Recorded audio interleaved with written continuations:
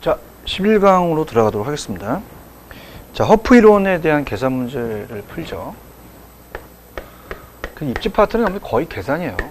거의 계산 문제가 한 문제 정도 나온다는 거. 그래서 빨리 좀 진행을 했고요. 자, 허프는 이제 그 확률 모형은 밑에 상권에 대한 분석 모형을 이용해서 신규 할인 매장의 이용객 수를 추정하시오. 다음 자료를 이제 공간 마찰 계수를 이루하고 배우지의 인구수를 주어줍니다. 그래서 5만 명. 특히 이제 내일이랑 비슷하지만 뭐 예를 들어서 기출 문제를 보지만 나중에 얘는 좀 주어져요. 5만 명이 다 가는 게 아니라 거기 뭐 반이 간다. 뭐 이런 걸 주어지거든요. 꼭 주의 있게 보시고요. 자, 우리가 일단 한번 풀어볼게요. 자, 얘는 이제 얘는 내일은 아까 제가 A와 B를 이렇게 나눴던 거는 그 공식이 그대로예요. 내일은 이제 그 자체적으로 이제 그걸 따지는 거고요. 자, 얘는 신규 할인 매장입니다. 할인 매장의 시장 점유율이라는 게 있죠. 확률이에요. 자, 그렇다면 이제 어떻습니까? 우리가 자, 우리가 신규를 봤을 때, 자, 신규를 봤을 때 대한 그 할인 매장과 그 다음에 기존과 신규가 있겠죠, 그죠? 그래서 이렇게 이제 보는 거죠. 그럼 우리가 어때요? 기존에 대한 우리가 신규로 봤을 때 16,000이 되고요.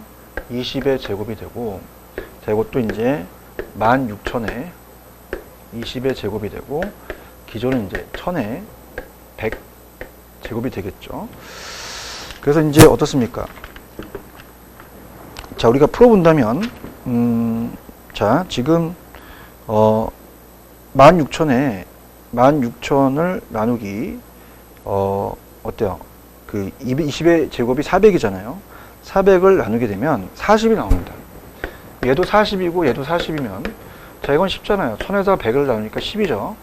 그럼 50에 대해서 5분의 4가 되거든요. 그럼 우리가 5분의 4가 된다는 얘기는 어떻습니까? 자체적으로 그 0.8이 떨어져요. 그죠? 그럼 0.8이 떨어진다는 자체는 어떻습니까? 80%라는 거죠. 그래서 0.8이 간다. 80%. 여기서 이제 아까 5만 명이 있었잖아요. 5만 명을 이제 곱하면 되는 거죠. 그럼 우리가 4만 명이 이동을 한다. 이렇게 이제 이론이고, 후보 입지 효과의 시간 법칙은 잘 안 나옵니다. 그래서 이건 그냥 참고적으로 제가 해놨으니까 그냥 밑에 소비자의 분포, CST 기법, 이것만 잠깐 나왔었는데, 소비자의 분포 기법이에요. 소비자의 분포 기법은, 자, 만약에 여러분 이마트 가셔서 응모를 하라 그래요. 우리 마트는 무슨 마트니? 이마트. 그럼 여러분들이 어디 왔는지 지도상에 나타나는 게 소비자 분포 기법이에요. 그래서 여러분들이 이제 어디서 왔는지를 인터뷰를 해서 주소지 분포를 돌면 나타납니다. 상권의 규모를 파악할 수 있고, 고객의 특성을 조사해서 광고 및 판매 촉진 전략을 수립할 수도 있죠. 경쟁 정도도 측정할 수 있고요. 점포의 확장 계획도 유용하게 사용한다. 이렇게 보시고요. 자, 그 다음에 이제 밑에 우리가 공간 균배의 원리는 시장이 좋고 이런 것들은 이제 나중에 제가 할게요. 왜냐면 이제 관련돼서는 이제 우리가 시험 문제 직결되는 건 그냥 배우지의 점포에 유용하고, 그 다음에 오른쪽에 구매 습관에 따른 분류만 나오기 때문에, 자, 그것만 가지고 우리가 연습을 좀 하겠습니다. 자, 그렇다면 들어가 볼게요. 자, 우리가 이제 그 내용을 보시게 되면, 자, 어때요? 먼저 집심이라는 것은, 자, 집심이라는 것은, 자, 모인다. 집심은 도심에 모이는 거예요. 모인다. 도심에. 그래서 어떤 점포를 체크하시냐면, 배우지 중심의 입지에서 유리한 백화점하고 기금속점이 잘 나옵니다. 왜냐하면 이걸 특히 그 전 출제원들을 뺏기기 때문에 백화점하고 보석 가게가 기금속점이에요. 그래서 도매점, 고급이 들어가면 다 집신이었어요. 대형 이런 것들. 도매점도 들어가는데 요거 위주 좀 가지고 가시고요. 그 다음에 이제 우리가 집재로 갈까요? 집재라는 것은 모인다. 동일업종끼리 모일수록 유리하죠. 여의도 가시면 우리가 은행이나 보험회사 많이 모여 있는데, 자, 상사에 대한 그 사무실인데 거기다 적어놔 보세요. 가구점 옆에다가 공구점이라고 적어보세요. 공구점. 우리가 구로 쪽으로 가면 공구점들이 많이 모여 있죠. 이런 게 잘 나옵니다. 그 다음에 이제 모이는데 하나만 흩어져요. 산재라는 것은 동일 업종끼리 흩어지는 건데, 자, 이건 뭐가 잘 나오냐면, 어떻습니까? 거기 보시면은 자파점하고 세탁소가 잘 나와요. 자파점하고 세탁소.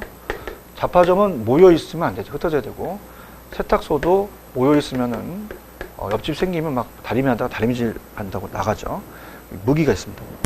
그래서 이제 이발소는 바리 감고 나가고, 자, 어물점이라는 자체 이제 물고기를 말려서 이제 파는 뭐 이런 것들 우리가 어떻습니까? 그런 게 되겠고, 자, 공중목욕탕도 뭐 여성분들 뭐 술 하나 준다 두 개도 싸우잖아요. 양화점 있는데 두 가지 위주로 좀 가져갔으면 해요.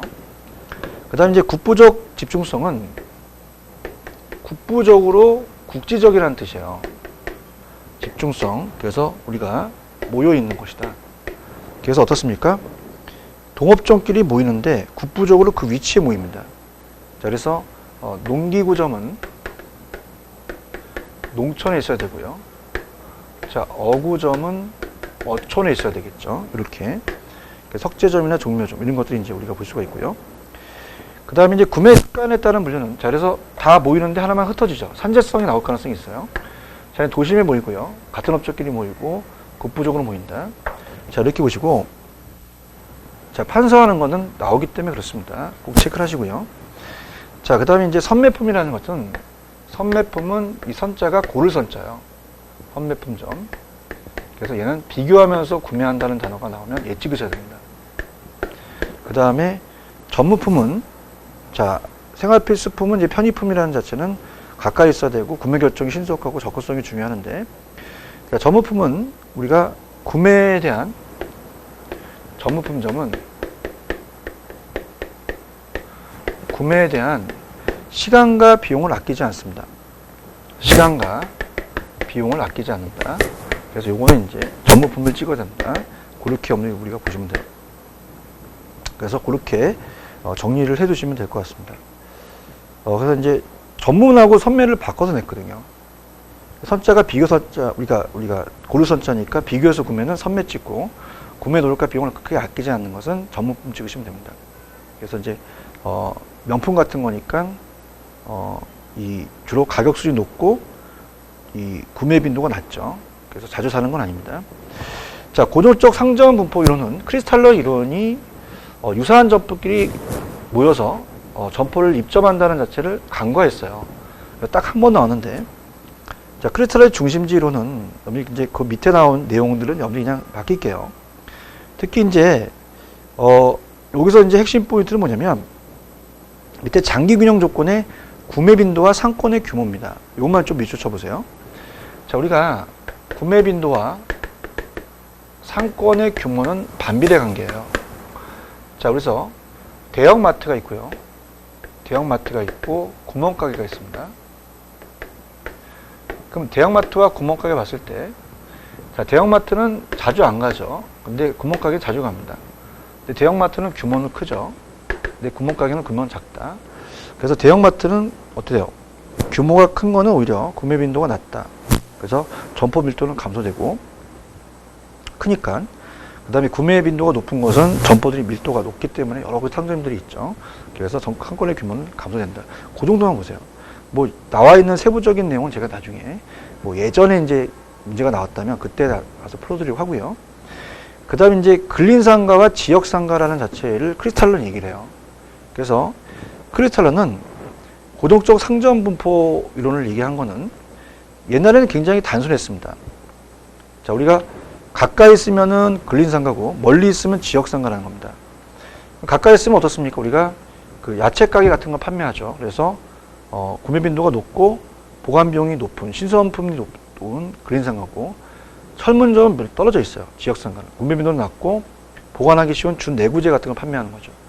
근데 요즘은 어때요? 그 비판이 그것만 보시면 되는데, 자, 지금 홈쇼핑 우리 그 홈플러스나 이마트 가면은, 자, 이 철문점하고 야채가게가 같이 모여 있죠. 그래서 우리가 고정적 상점 이론의 단점은 소비자 한 번의 구매 행동을 통해서 여러 가지 물건을 구입한다는 유사상품을 취급하는 것을 인접해 있는 경우 비교 구매 이점이 있는 현실적인 면을 간과했다는 거죠. 이게 나왔었어요. 그래서 한 번의 구매에 통해서 여러 가지 물건을 구입해서 유사한 상품을 취급하는 서로 인접되어 있는 것을 어떻습니까? 설명을 못했다는 거. 그렇게만 가져가시면 됩니다. 그래서 요즘은 어떻습니까? 원스톱 쇼핑으로서 현대적 쇼핑센터는 한 곳에 모여 있잖아요. 그렇게만 보시고요. 그 다음에 넘기시면은, 자, 부지 선정 단계도 한 번도 안 나왔어요. 나중에 이제 제가 예상 문제를 할 때 그때 가서 해줄 테니까 지금은 나올 것만 보세요. 가능 매상고 추계 방법 좀 오늘 보십시오. 가능 매상고 딱 한 번 나왔었는데요. 가능 매상고 추계 방법이라는 것은, 자, 우리가 매상고를, 매출액을 추계합니다. 그래서 우리가 비유중해라고 이렇게 암기를 하시는데, 비유중해. 자, 비율법이 한번 나왔고, 회귀분석은, 자, 우리가 회귀분석은 나왔긴 했는데 그냥 한 줄로 설명만 나왔지 굳이 크게 나오진 않았었습니다. 그래서, 자, 비율법은 가장 주관적이다. 그래서 비율법은 나중에 이제 기출문제를 보시면 주관적이라는 건 아직 안 나왔고요. 자, 우리가 어떠한 권역을 설정한 다음, 자, 이마트가 있으면 그 점포의 매출액을 봐요. 그래서 그 지역의 이제 소득을 봐서, 소득이 100억이다. 거기서 10%를 먹는 겁니다. 이렇게만 따져보세요. 유치법은 어떻습니까? 대상 점포를 구하는 게 아니라, 자, 홈플러스라는 유사 점포가 있으면 유사 점포에서 끄집어내는 거다. 이렇게 보시고요. 그래서 내 점포를 구하고, 중력무용이라는 것은 아까 허프 있었잖아요. 허프는 매장 면적이 커야지만 되죠. 인력 거리, 이 밀재 간에 끌려오는 인력은 거리 제곱에 반비례한다. 거리는 가까워야 됩니다. 질량 크기는 비례한다. 만류 법칙을 따져서 우리가 네일리와 허프인데, 허프 이론은 이제 중력무용을 따지죠. 자, 회귀모형이 나왔었습니다. 자, 회귀모형이 이제 보통 이제 저도 박사 논문에서 이제 거의 다 회귀모형을 쓰는데요. 자, 매출액이 만약에 종속변수와 독립변수가 있어요. 함수관계가. 독립변수는 영향을 주는 변수고요. 종속변수는 영향을 받는 변수입니다. 자, 그러면 이게 매출액이라고 한다면, 자, 우리가 어때요? 영향을 주는 변수가 소득도 중요하고요. 그 지역의 인구도 중요하고, 그 다음에 여러 가지 접근성도 중요합니다. 이런 걸 따진다는 게 회귀모형에다만 가져가시면 돼요. 자, 그래서 이제 어떻습니까? 회귀모형은 매상고에 영향을 주는 여러 가지 변수의 독립변수가 되고, 이 변수들은 또 매상고에, 종속변수에 영향을 준다. 그래서 독립변수와 종속변수를 또 바꿔낼 수가 있으니까, 자, 그렇게 우리가 또 준비를 해 나가셔야 됩니다. 자, 그러면 이제 바로 입지는 그렇게 했고요. 앞쪽에서 제가 튜닝 이론을 안 했어요. 자, 얘랑 같이 묶어서 가려고 제가 안 했거든요. 그래서 일단은 여러분들이 이 지대 이론에서는 페이지 242페이지 가시면 차액제설과 위치제설이라는 게 가장 중요합니다. 아니, 절대제설이요. 그 두 가지를 비교할 텐데, 자, 지대와 지가에 대한 관계는 그냥 참고적으로 보시기 바랍니다.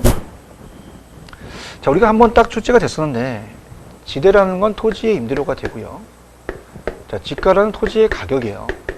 그래서 우리가 이제 지대라는 자체가 우리가 어때요? 지대는 토지의 사용의 대가잖아요.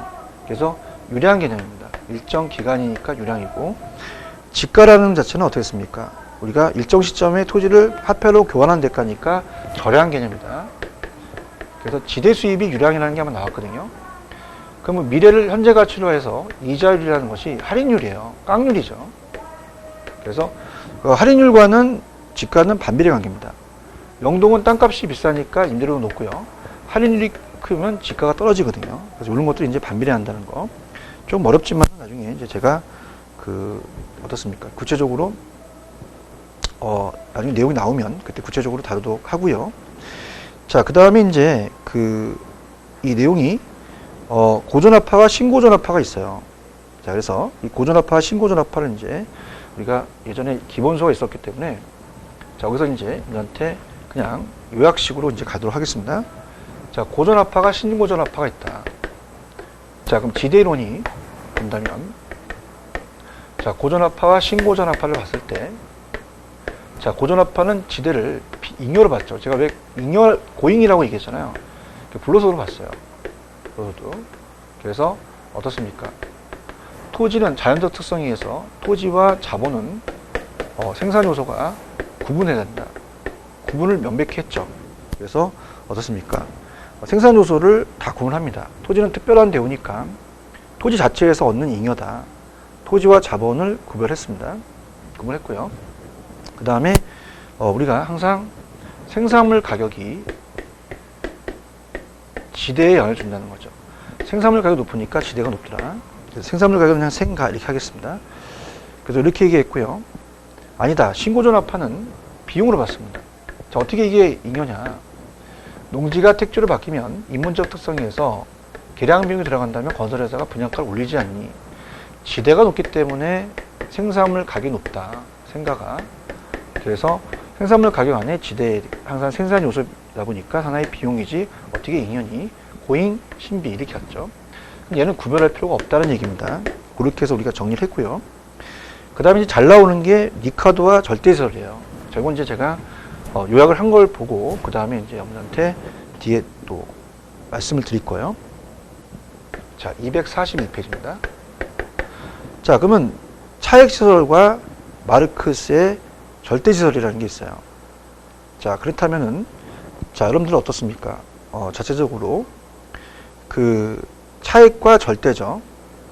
그럼 차액이라는 것은 자, 요거는 비옥도의 차익이 있다는 겁니다. 비옥도의 차이. 그래서 이제 우리가 리카르도라는 학자가 얘기했죠. 리카르도. 근데 신고전압파, 자, 이게 고전압파, 신고전압파, 고전압파, 신고전압파 본다면 자, 이제 과학의 기술이 발달되고 자본주의 사회다 보니까 사유화가 강조돼요. 그래서 우리가 절대지설이라는 것은 마르크스입니다. 자, 그러면서 자, 얘는 비옥도를 강조했고요. 자, 얘는 소유권을 강조합니다. 가진 사람이 지대를 내놓으라는 얘기죠. 소유권으로 강제적으로 지대를 요구할 수 있다. 이렇게 한 거죠. 그러면서 자, 얘는 한계지.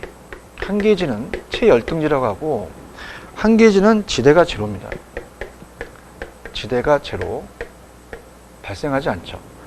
그럼 한계지에는 지대가 발생하지 않는다고 얘기합니다. 지대가 발생하지 않는다. 근데 마르크스는 어떻게 그러냐. 자체적으로 우리가 어떻습니까? 한계지에는 지대가 발생한다는 것은 자, 비옥도가 아니라 소유권을 강제적으로 요구할 수 있지 않니? 그럼 한계지도 지대를 내야 되지 않니? 발생한다는 거. 이게 이제 중요하다고 얘기했었고요. 그 다음에 자, 이 차액지에서는 자, 고가가 곡물 가격이 생산물 가격도 마찬가지입니다. 고가, 곡물 가격이 준말. 자, 비옥도에 따라서 고가가 높아지니까 지대가 높지 않니? 우리가 고전압하니까 얘는 지대가 높아서 고가가 높지 않니? 그래서 그렇습니다. 곡물 가격 안에는 생산물 가격 지대가 포함되는 생산 요소 비용이라는 겁니다. 그 다음에 얘는 이제 어떤 단어가 이제 튀어나오냐면 수학 체감이라는 단어가 또 튀어나와요. 수학이 체증하다가 체감할 수 있다는 자체는 땅이 제한되어 있기 때문에 한계지도 발생이 될 수 있고 지대가 높다가 낮아질 수 있다는 겁니다. 자, 그 다음에 이제 얘는 잉여로 봤어요. 지대를 불로소로 봤다는 고전압파라는 자체가 시험에 나왔다. 자, 그렇게 여러분들 보시면 됩니다.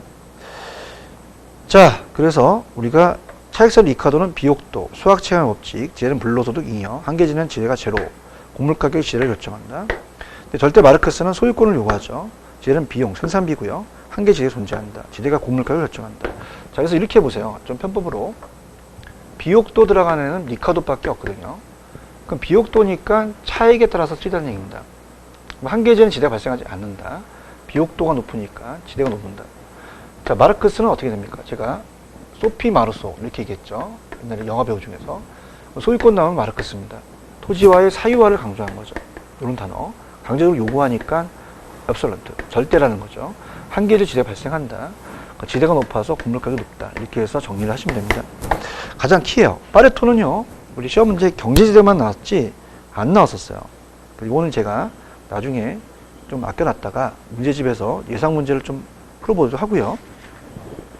자, 기출문제로 갈 겁니다. 그래서 기출문제 위주로 가니까 파레토라는 학자가 그냥 경제지대만 얘기했지 구체적으로 여기 아직은 나갈 필요는 없어요. 자, 그러면 우리가 넘겨보시면은 242페이지 가시면은 1807년에 리카도 차액설과 그 다음에 1894년 그 중간에 이 입지교차설이 있었어요.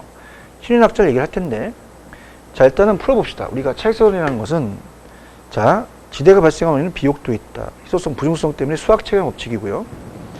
지대는 이제 매상고에다가 수확량을 이 단위당 가격을 곱해서 그 생산비가 지대가 되니까 잉여다. 한 개지에는 우리가 토지의 생산량과 생산비가 일치하므로 100원에서 100원 빼면 0이 되니까 지대가 발생하지 않는다. 지대는 토지 생산물의 가격에서 결정되는 결과가 아니라 그 가격을 결정하는 원인이 될 수가 없다. 따라서 잉여다는 거죠. 이것도 그대로 떴어요. 그러니까 생산물 가격에 영향을 줄 수 있는 결정적인 결과이지 그 가격을 결정하는 원인이 아닌 겁니다. 원인이 된다는 건 비용이 된다는 거죠. 그래서 지대는 토지 생산물의 가격에 의해서 결정이 된 결과다. 원인이 아니라는 거죠. 그래서 이렇게 보시면 되고요. 그 다음에 토지 소유자의 요구가 있으면 채열등재 지대가 발생한 것을 설명하지 못했죠. 그 다음에 마르크스입니다. 마르크스는 1894년이라는 건 이제 신고전압파가 나오게 된 거죠. 그러면서 한 개의 토지 소유자가 요구한다면 지대가 발생한다. 그래서 어떻습니까? 이 한계지에도 지대가 발생한다는 근거. 그 다음에 마르크스가 한계지 안쪽에 차익지대와 절대지대가 존재하고 한계지 및 한계지 밖에는 절대지대만 존재한다고 하는데 참고하시고요. 지대가 생산물 가격이 된다. 이렇게 보시면 됩니다. 이 두 가지를 이제 정리하시고요. 그 다음에 이제 요거가 제가 안 해드렸던 이제 그 리카도하고 튜네일 학자를 설명합니다. 자, 그래서 여러분이 이제 넘기시면은 제가 앞쪽에서 어디를 안 했냐면요. 페이지 가시면은 그 231페이지를 안 했어요. 자, 231페이지는 우리가 튜넨에 대한 이론이거든요. 튜넨입니다. 그래서 231. 그럼 이제 차액하고 우리가 위치지대설을 연결시켜서 여러분한테 얘기할게요. 자, 이 지대설 입지교차 지대설이라고 얘기합니다. 튜넨은 튜넨학자가 얘기를 해요. 자, 튜넨은 비옥도가 아닌 수성비를 강조합니다. 자, 이 둘 다 고전압파예요. 그래서 얘도 한계지에는 지대가 발생하지 않는다고 얘기합니다. 그죠? 자, 그러면은 어때요? 튜넨학자는 자, 고립국이라는 논문을 쓰면서 농업 입전을 정제합니다. 그래서 직접 농사를 지면서 6개의 띠를 형성해요. 그래서 안쪽은 집약적이고 나갈수록 조방적이라는 얘기죠. 자, 그럼 안쪽은 지대가 높고 나갈수록 지대가 낮다는 얘기입니다. 그럼 우리가 얘가 있을 때는 교통이 발달하지 못했다 그랬죠. 자, 모든 것이 우리가 수송산이 우마차입니다. 여기가 장이 열리면 여기서 팔리고 나가면서 수송비가 많아지는 거죠. 나갈수록 수송비가 많아지고요. 안쪽은 수송비가 절약됩니다. 자, 옛날에는 비옥도라는 자체가 굉장히 강조됐어요. 농경서에는. 접근성이 강조됐기 때문에 얘를 이제 강조한 거죠. 자, 그렇다 보면 어떻습니까? 우리가 이 나가면 나갈수록 자, 비례하면서 이 교통비는 늘어나요. 그래서 1km에 만약에 10원이 걸렸다. 그럼 추가적으로 나오면 20원 걸리고 비례적으로 30원 이렇게 해서 10원씩 올라가는 거죠. 또 계산 문제가 나왔었어요. 그럼 지대라는 것은 자, 리카도는 그냥 아까 나왔던 매상고에다가 생산비를 뺐는데 얘는 거기다가 수송비를 추가시킵니다. 그래서 100원에서 10원 빼면 80원이고 얘가 80원이면 얘가 10원이라는 얘기죠. 그러면 이 관계는 반비례 관계라는 겁니다. 자, 그러면 우리가 지대곡선을 그리게 되면요. 중심지하고 외곽이 있다라고 한다면 자, 지대를 봤을 때 자, 안쪽은 지대가 높고 나오면 수송비가 많아집니다. 반비례 관계라는 얘기죠. 근데 집약놈이 좀 가파르고요. 한계지대 곡선이라고 얘기했어요. 나가면서 지대가 낮아지는 조방놈이 더 외곽이 있죠. 자, 그럼 어떻습니까? T를 형성하는데 자, 안쪽은 어떻습니까? 얘도 지불한다. 얘도 지불하는데 얘한테 입찰이 되는 겁니다. 얘가 입질하겠죠. 얘가 더 지불할 능력이 있는데 그래서 집약적인 농업이 입지가 돼요. 여긴 조방농업이 입지가 되겠죠. 이런 식으로 띠를 형성한다는 것은 우리가 갑니다. 그래서 얘는 가장 중요한 게 수송비예요. 그래서 이제 굵은시 튜넨은 위치가 수송비고요. 입찰 전에 영향을 줍니다. 알론소에. 그 다음에 지대와 수송비는 반비례 관계고요. 수송비 절약이 지대다. 자, 이 3번에 가시면은 시장과의 거리 가까워서 지역일수록 집약적인 농업이 안쪽에 있고요. 자, 집약 농업이 더 지대 곡선 기후가 급합니다. 조방이 완만하죠. 그 다음에 이제 이 동심원 형태를 이루면서 띠를 형성하면서 농산물 가격, 생산비, 수송비, 인간의 형태 변화를 질을 변화시킨다. 이렇게 됐죠. 그래서 이제 이걸 그대로 연결시키는 게 튜넨의 이론을 따온 게 알론소라는 애요. 알론소의 동생은 건강한 소죠. 예, 좀 알론소니까 좀 늙었습니다. 자, 알론소의 입차지대 곡선입니다. 입차지대 곡선. 자, 이것만 하면 이제 우리가 어느 정도 마무리가 되고요. 이 다음에 이제 준지대라는 게 나오거든요. 물론 팔로토의 경제지대는 아직까지는 태부적이 안 나왔기 때문에 제가 나중에 문제가 나오면 그때 가서 소화해드립니다. 지금서부터 머릿속에 둘 필요는 없어요. 자, 입차지대 곡선입니다. 자, 우리가 아까 튜넨의 이론에서 지대가 있고요. 도심에서 외곽입니다. 자, 우리가 직주분리라는 얘기 들어보셨잖아요. 그래서 두 가지 그래프만 한번 그려볼게요. 자, 안쪽은 지대가 높고요. 나갈수록 지대가 낮아집니다. 그죠? 이렇게 우하향하는 곡선이 되거든요. 근데 입찰이 심하다는 얘기예요. 그러면서 우리가 아까 집약적인 농업과 조방적인 농업이 있다면, 자, 이게 상업지고요. 얘가 주거지에 대한 그 입지라면,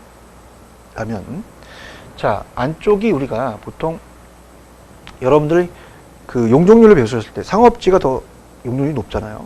그죠? 그래서 이게 어떻습니까? 그만큼 집약적으로 높죠. 자, 그만큼 얘가 지불할 수 있는 것이 만약에 뭐 100만 원이다. 그죠? 그러면 90만 원도 있고 뭐 70만 원까지도 부담하려는 주거지가 있는데 얘네들한테는 안 갑니다. 얘네들은 싫어. 나는 100만 원을 좋아. 그래서 얘네들한테 입찰이 되는 거죠. 여기까지는 이제 우리가 상업지가 입찰이 되고 여기가 주거지입니다. 그래서 직장과 주거지라는 직주 분리 현상이 나타나는데, 자, 보통 이제 우리가 세 가지로 이제 그래프를 한번 그려서 나왔거든요. 그림이. 그러면 공업지까지 한번 생각해 봅시다. 자, 지대가 있고요. 그 다음에 도심에서 외곽이다. 자, 입찰을 받기 위해서는 낙찰을 받기 위해서 가장 최대 금액을 적어놓은 사람이 입찰이 돼요. 그래서 요렇게 산업이 되죠. 그럼 우리가 얘가 상업지가 되고 얘가 주거지 되고 공업지가 됩니다. 그래서 입찰 지대 곡선으로서 아까 튜넨 이론에 이렇게 입찰이 된다는 거죠. 여기가 상업지, 직주분리가 되면서 공장이 이루어진다는 겁니다. 자, 이렇게 해서 여러 무수한 선을 연결시키니까 이게 우하향한다는 얘기죠. 그래서 최근에 이제 기출문제에서는 포락선이라고 이제 나중에 보여줄 텐데요. 점점 이제 추가적으로 이제 일본이 늘어난다는 거죠. 그래서 이건 핵심 포인트를 먼저 적어보세요.